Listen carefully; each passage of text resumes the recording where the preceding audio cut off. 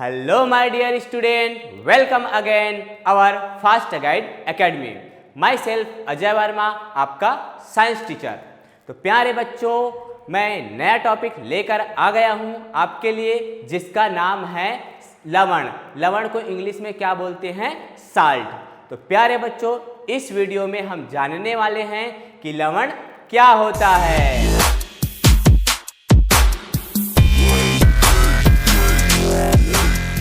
तो प्यारे बच्चों, सबसे पहले हमको ये जानना है कि लवण आखिर क्या है। तो देखो, आपके घर में नमक है कि नहीं? हाँ सर, नमक है। तो प्यारे बच्चों, वो जो नमक होता है आपके घर में, वो एक प्रकार का लवण होता है, साल्ट होता है। ठीक है। अब बात आती है कि ये सर लवण क्या होता है। तो ध्यान से सुनो, जो लवण होता है ना, वो बेसिकली अम्ल और क्षार के आपसी क्रिया के द्वारा नया पदार्थ बनता है, और वो जो नया पदार्थ बनता है ना, उसी को क्या बोलते हैं डियर स्टूडेंट? लवण बोलते हैं, साल्ट बोलते हैं। आई होप आपको यहाँ तक बात समझ में आ गया होगा। इस चीज़ को हमने अम्ल और क्षारक के रासायनिक गुणधर्म में भी पढ़ा है कि किस प्रकार से लवण बनता है। ठीक है। तो देखो, अम्ल और क्षार की आपसी क्रिया से जो नया पदार्थ बनेगा वो क्या कहलाता है? आपका लवण। फिर से एग्जांपल बता दूं, जैसा कि देखो, अम्ल है, ठीक है, अम्ल जो है क्षार के साथ रिएक्शन करेगा, और ये जो आपका प्रोडक्ट बनाएगा, क्या प्रोडक्ट बनाता है?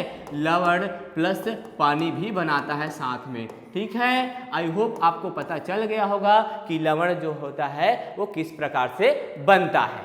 एग्जाम्पल बताऊं इसका? चलो, जैसे कि देखो, हम एग्जाम्पल ले लेते हैं, HCl का ही एग्जाम्पल ले लेते हैं। ठीक है, अम्ल के रूप में HCl ले लेते हैं एग्जाम्पल, और क्षार में किसको ले लेते हैं? सोडियम हाइड्रोक्साइड, NaOH का ले लेते हैं।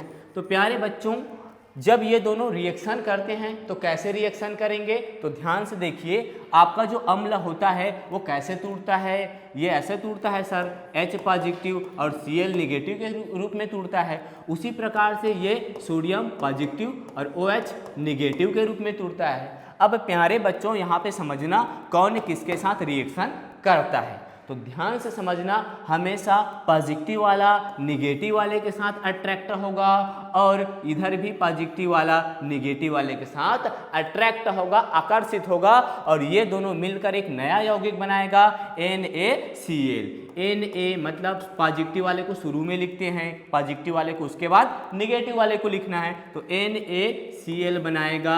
यही आपका क्या होता है? लवण होता है। उसके बाद H पॉजिटिव और OH निगेटिव दोनों मिलकर, ये दोनों मिलकर क्या बनाते हैं गुरुजी? ये दोनों मिलकर बनाएंगे आपके H2O, जो कि पानी का सूत्र होता है, जल का सूत्र होता है। तो ये बिल्कुल बेसिक था लवण के बनने की प्रक्रिया। ठीक है। और देखो आगे, अब यहाँ पर आते हैं कुछ और मुख्य पॉइंट, जो कि आपके लवण के बारे में जानना बहुत जरूरी है, जिसको आप एग्जाम में भी लिखोगे।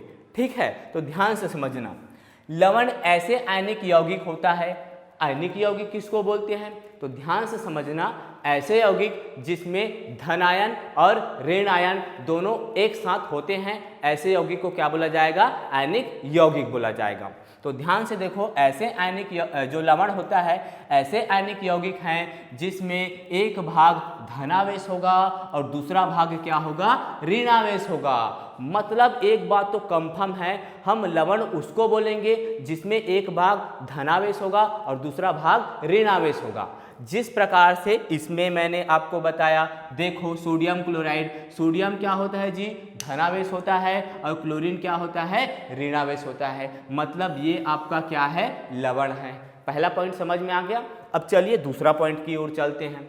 इसमें धन आवेश की संख्या ऋण आवेश की संख्या की बिल्कुल क्या होती है? बराबर। मतलब देखो, NaCl में ध्यान से समझना, NaCl में आपको पता है सोडियम में कितने धनावेश होते हैं? सोडियम एक इलेक्ट्रॉन त्यागता है सर, मतलब एक धनावेश होगा। और क्लोरीन में कितने ऋणावेश होते हैं? वो एक इलेक्ट्रॉन ग्रहण करता है सर, तो एक ऋणावेश होगा। कहने का मतलब है, यदि सोडियम के पास एक धनावेश है, मतलब क्लोरीन के पास भी एक ऋणावेश, मतलब धनावेश की संख्या ऋणावेश की संख्या के बिल्कुल क्या होगी? बराबर। ध्यान से समझना, यदि किसी यौगिक में जितने धनावेश हैं उतने ही ऋणावेश हैं, तभी तो वो यौगिक कैसा होगा जी, तभी तो वो यौगिक होगा आपका विद्युत रूप से उदासीन। इसी कारण से, ठीक है, इनमें धनावेश की संख्या व ऋणावेश की संख्या बराबर होगी, जिसके कारण जो लवण होगा वो विद्युत रूप से क्या होगा, उदासीन होगा। आई होप अब बात आपको समझ में आ गया होगा, क्योंकि धनावेश देखो, यदि 6 धनावेश हैं, मतलब किसी लवण में यदि 6 धनावेश है, मतलब उस लवण में 6 ऋणावेश भी होगा, तभी तो ये एक दूसरे के प्रभाव को क्या करेंगे, नष्ट कर देते हैं। धनावेश और ऋणावेश एक दूसरे के प्रभाव को नष्ट कर देते हैं और वो बिल्कुल न्यूट्रल हो जाता है, मतलब वो विद्युत रूप से क्या हो जाता है, उदासीन। इसका मतलब यदि हम इसमें जैसे कि कोई आपका जल लिए हो और उस जल में नमक को घोल दो, NaCl को मैं क्या कर दिया, घोल दिया नमक को। अब ये जो NaCl होता है वो विद्युत रूप से क्या होता है, उदासीन होता है कि नहीं होता है, होता है। तो देखो, अगर NaCl को सिंपल रूप से अभी आप ऐसी लिए हो, सिंपल रूप से खुले तौर पे, है ना, इसको पानी में अभी नहीं घोले हैं, तो पानी में नहीं घोले हैं तो देखो ये NaCl अपना कंपाउंड यौगिक के रूप में है। हाँ सर, यौगिक के रूप में है, मतलब ये अभी किस रूप में है, विद्युत उदासीन है। विद्युत रूप से क्या है ये, उदासीन। कहने का मतलब विद्युत रूप से उदासीन उसको बोला जाएगा जिसमें करंट नहीं दौड़ेगा, उसमें विद्युत का प्रवाह ही नहीं होगा।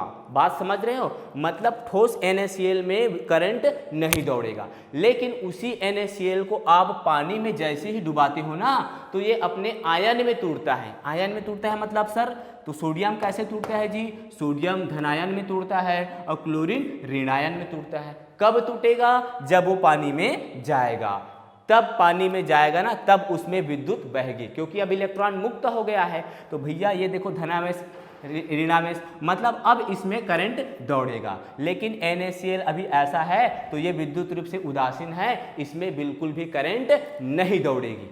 आई होप अब बात आपको समझ में आ गया होगा। देखिए यहीं पर लिखा है, लवण का जलीय घोल पूर्णतः आयनीकृत होता है। पूर्णतः आयनीकृत मतलब जितने उसमें पॉजिटिव चार्ज है और जितने उसमें निगेटिव चार्ज है वो सारे के सारे अपने आयन में टूट जाएंगे। जैसे कि देखो, मैंने 12 NaCl के मॉलिक्यूल्स यौगिक को किस में डुबाया, जल में डुबाया।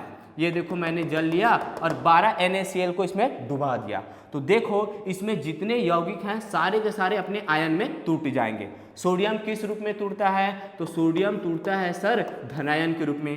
कितने हैं, 12, तो 12 के 12 सोडियम यदि धनायन के रूप में टूट रहा है, मतलब हमको पता है जितने धनायन होंगे उतने ही क्या होंगे, ऋणायन, मतलब 12Cl निगेटिव होगा।